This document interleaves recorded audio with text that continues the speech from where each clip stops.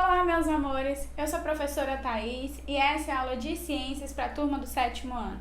Hoje nós vamos começar e já concluir o módulo 14 sobre o reino fungi. Reino fungi que quando a gente leva em conta o domínio, está no domínio eucariar. Mas se eu não levar em conta o domínio, é só reino fungi mesmo, tá? As características gerais dos indivíduos para que eles sejam classificados dentro do reino fungi é ser uni ou pluricelulares, ter célula eucarionte. Lembra do conceito de célula eucarionte? Aquelas células que apresentam um núcleo delimitado por membrana, certo?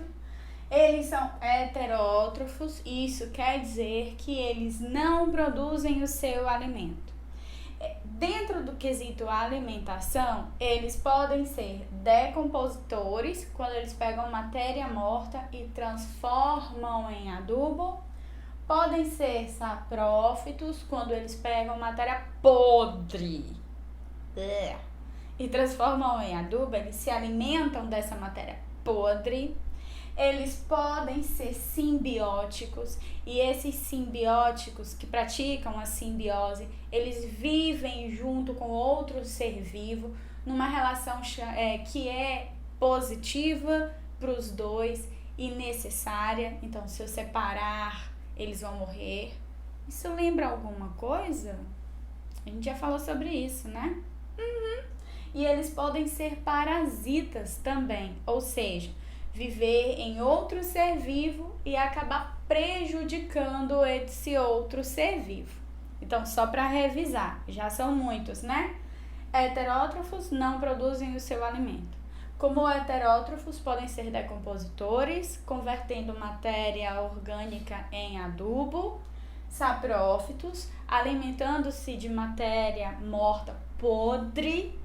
Simbióticos, quando vivem grudados com outro ser vivo e os dois são beneficiados, eles não podem ser separados. E parasitas, quando eles vivem em outro ser vivo e acabam prejudicando esse outro ser vivo, ok? Os fungos, eles apresentam células chamadas de uma forma especial, células específicas deles, chamadas hifas. Então, onde você ouvir falar de hifas, não interessa o tamanho do texto, hifas serão sempre células de fungos. Então, eu não vou falar de hifas e falar que é uma planta, eu não vou falar que tem hifa e que é um protozoário, eu não vou falar que tem hifa e é uma alga. Hifas são nomes dados às células dos fungos, específico dos fungos. As células são organismos, são estruturas microscópicas, tá? No caso dos fungos, quando elas se agrupam, elas formam uma estrutura chamada micélio. Aqui no desenho, nós temos representados de verde, onde seriam esses agrupamentos, essas células. Então, você vê aqui, ó, que nós temos o solo. Esse daqui é um modelo de cogumelo, certo? É um fungo muito conhecido, facilmente encontrado. Nós temos as versões comestíveis, no caso do champignon, que tem esse formatinho. Tem vários outros fungos que também são comestíveis, tá? O shiitake é um deles. Eu não sei mais de nenhum outro não, tá? Só o champignon shiitake. Tem mais uns 4, pelo menos. Mas eu não sei. Não gosto de fungo na comida. Muitos. Só esses 2. Enfim. Nós temos as células, ó. Você vê que ele tá fora do solo. Mas as suas células começam dentro do solo. Isso vai ser importante quando a gente falar um pouquinho sobre os outros fungos. Mas olha só. Essas células, elas saem do solo e formam, tá vendo essa estrutura preta que tem como se fosse o caule e a cabeça dele? Então, que é chamada de cápsula, certo? E aqui é o corpo de frutificação, que é a mesma coisa de micélio. É formado pelo agrupamento de hifas. Então, olha só, eu tenho a unidade, hifa, uma célula. Quando eu junto um monte de hifas, ela forma o micélio.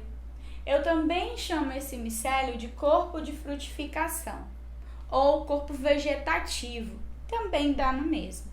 Você vai encontrar na internet várias imagens de as partes do fungo.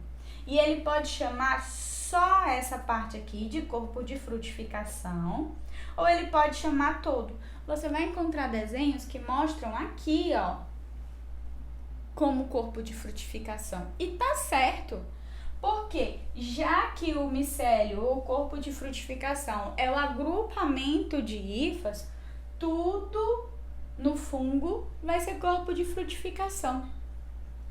A reprodução dos fungos acontece através de esporos. São pozinhos que a gente não vê e a gente não sente. E onde ele cai e encontra propriedades, um ambiente viável para ele se reproduzir, ele se reproduz. E fungos gostam de lugares sombreados, úmidos, livres de calor, tipo o de Imperatriz. Aí você fala, professora, mas eu vejo fungo aqui em Imperatriz num monte de lugar. E aqui é quente. Como que isso pode? Amor, é assim. Tem espécies que gostam de ambientes frios, úmidos, escuros, sabe? Fica meio molhadinho, meio escondidinho, tá sempre agradável o clima. E tem aqueles fungos que gostam das loucuras, de quente, frio, quente, frio, quente, frio. Então, nós temos a possibilidade de crescer fungo em todos os lugares.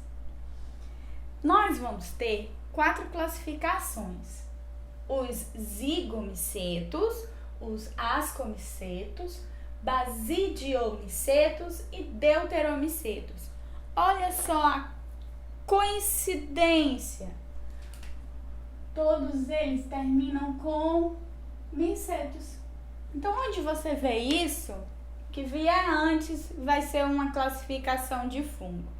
Eu digo isso porque, olha só, de zigomicetos, que é uma classe dos fungos, nós vamos ter só 1000 espécies. Só de zigomicetos, 1000 espécies. Aí você diz assim, oh, meu Deus, é muito. É muito? Ascomicetos são 32.000 espécies. 32.000 espécies de ascomicetos. E 22.000 espécies de basidiomicetos. Os deuteromicetos, que são considerados fungos imperfeitos, já estão ali naquela quantidade de 2.000, 3.000 espécies. Mas imagina se você juntar tudinho, é espécie demais. E isso traz pra gente muitas vantagens e desvantagens. Calma. Os zigomicetos são fungos que recebem um nome especial para sua célula, ou seja, para sua hifa. Quando eu falo de um zigomiceto e eu identifico ele pela sua hifa, pela sua célula, essa célula recebe o nome de cenocítica. Como assim, professora? Tá. Corpo humano. As células dos nossos músculos, que estão aqui dentro, eu não vou mostrar o muque não, que eu não tenho. Mas as células do músculo são chamadas de células musculares. As células do cérebro são as células nervosas. Isso nos mostra que para o nosso corpo, dependendo da sua função, a célula recebe um nome diferente. Para os fungos é do mesmo jeito. Cada uma dessas classificações recebe um nome especial para sua célula. Para os zigomicetos, são as cenocíticas. Aí vem a parte fácil.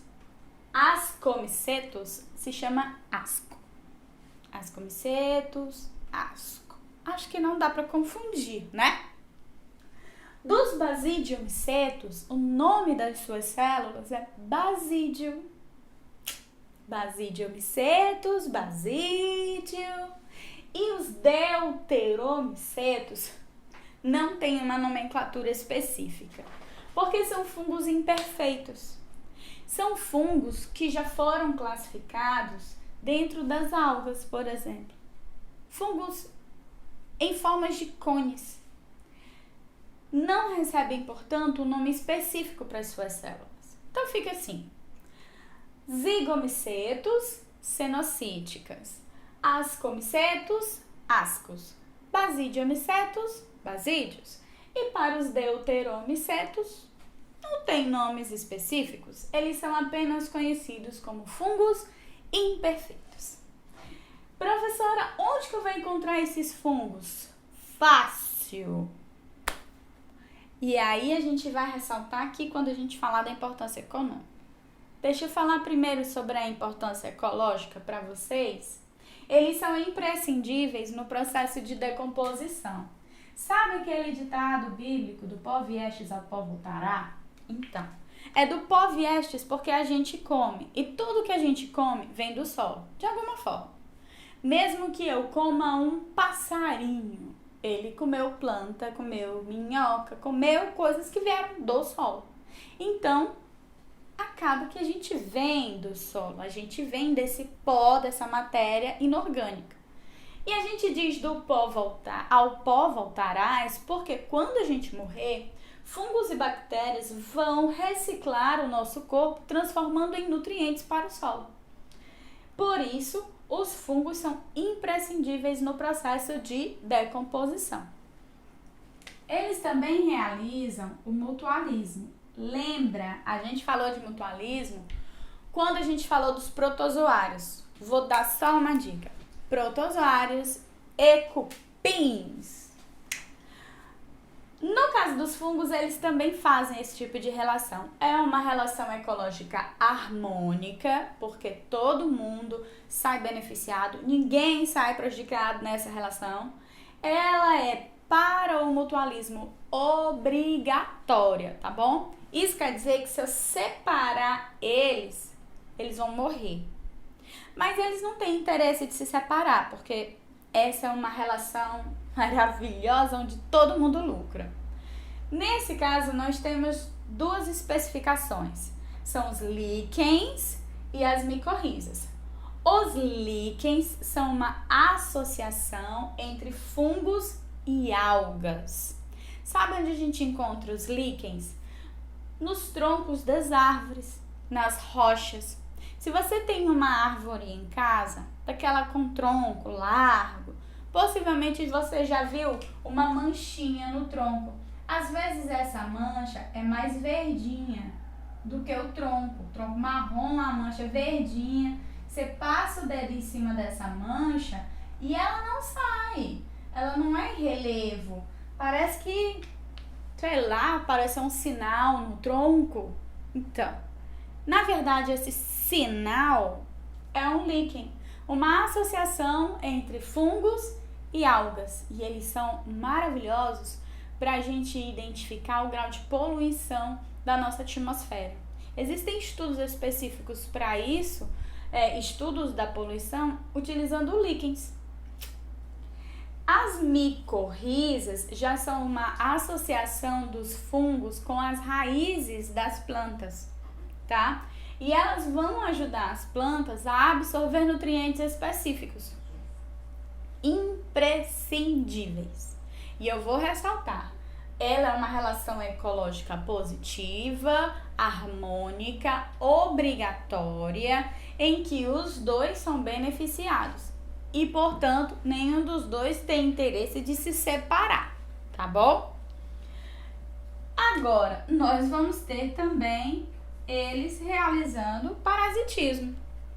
No caso do ser humano, eles nos trazem doenças, diversas doenças, várias espécies de fungos. Para cada espécie diferente, uma doença diferente. Essas doenças são chamadas de micoses, normalmente são externas, tá? Ou seja, em parte de fora do nosso corpo, na superfície, certo? Elas são causadas por fungos que vão se alimentar das nossas célulazinhas. Dão coceira, ardência, sabe? Mais comum no pé. Ó, se você imaginar que você passa o dia calçado de tênis e meia, seu pé transpira, molhadinho, quentinho, escuro, basta um esporo ter pousado lá e os fungos vão se reproduzir. Quando você pensa, tem umas marcas vermelhas e você coça o pé, meu Deus, como entre os dedos, dá aquela coçadinha assim, quando você coça, você chega a dar um alívio, é fungo. Outro indicativo é o chulé, porque, enfim, ele vai se alimentar das células mortas do seu pé, e sim, temos várias, e aí enquanto ele come aquele negócio que tá morto, vai dar mau cheiro. Chulé é um indicativo de que você tem fungo no pé. Ainda bem que tem remédio que resolve isso fácil. Além de, claro, higiene, de você lavar direitinho e secar bem sequinho o seu pé antes de botar no sapato. Agora, quando a gente fala da importância econômica, e é aí que entra onde estão os fungos da minha vida, nós temos o uso de fungos na produção de queijo, de propósito. Agora, quando a gente esquece o queijo na geladeira, os fungos também se reproduzem, sem a gente querer. Sabe quando você esquece o queijo na geladeira e faz uma marquinha branca na lateral? Então, ali é fungo. Aí a gente tem o hábito de chegar na beiradinha do queijo e cortar aquela parte do fungo e comer. Eu queria dizer que já tem fungo num monte de lugar. Você não tá vendo? É o mesmo que a gente fazia assim, Cortei a beiradinha do queijo que tava com fungo e comi o fungo sem peso na consciência. Nem no estômago, porque o fungo é microscópico, então ele não vai pesar. Mas se você tiver uma dor de barriga, um desarranjozinho, uma vontadezinha de vomitar, possivelmente é por causa do fungo que ainda estava no queijo e você não viu, tá bom? Muito importante. Agora, ressalto, tem alguns queijos que vêm com fungo já, tá? Camembert, caríssimo, Roquefort, caríssimo. São fungos específicos que a gente pode comer e não passa mal. Vale lembrar que tem fungo que a gente come, tem fungo que a gente não pode comer. Nesse caso, nós utilizamos fungos que são comestíveis. Para a produção de pães, a gente também usa fungos na levedura, em um negocinho chamado fermento.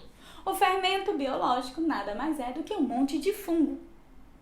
Mas esses fungos não vão nos fazer mal se o pão tiver assado direitinho, se o processo de fermentação aconteceu do jeito certo, aí ele não vai fazer mal. Mas quando ele não é assado direito, quando o processo de fermentação não aconteceu do jeito certo, aí a gente pode passar um pouquinho mal por causa desse pão.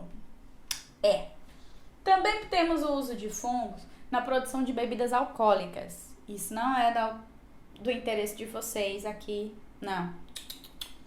Deixa vocês crescerem, se tornarem adultos, perderem o juízo que todo mundo tem, aí vocês vão observar isso. E na medicina, a produção de antibióticos também utiliza muitos fungos. A penicilina é um antibiótico que tem como base um fungo e ela é extremamente importante dentro da medicina para tratamento de doenças complicadíssimas. Fungos. Fungos bons, fungos maus, mas que são imprescindíveis para o equilíbrio do meio ambiente. Beleza? Bora lá para uma revisão rapidona? Para ser do reino fungi tem que ser uniopluricelular, eucarionte e heterótrofos. E para os heterótrofos podem ser decompositores, saprófitos, simbióticos ou parasitas. Suas células se chamam hifas, agrupadas se chamam micélio e são base para a classificação deles. Zigomicetos com as cenocíticas, ascomicetos com ascos, basidiomicetos com basídeos e os deuteromicetos que não tem um nome específico, são os fungos imperfeitos. são imprescindíveis no processo de decomposição, realizam mutualismo e parasitismo, onde alguém sai prejudicado. Podem ser usados para a produção de queijo, pães, bebidas alcoólicas e antibióticos. Agora, amores, atividades desbloqueadas para resolução. Continue acompanhando a Agenda Edu, faça as atividades do livro e a gente se vê na próxima aula.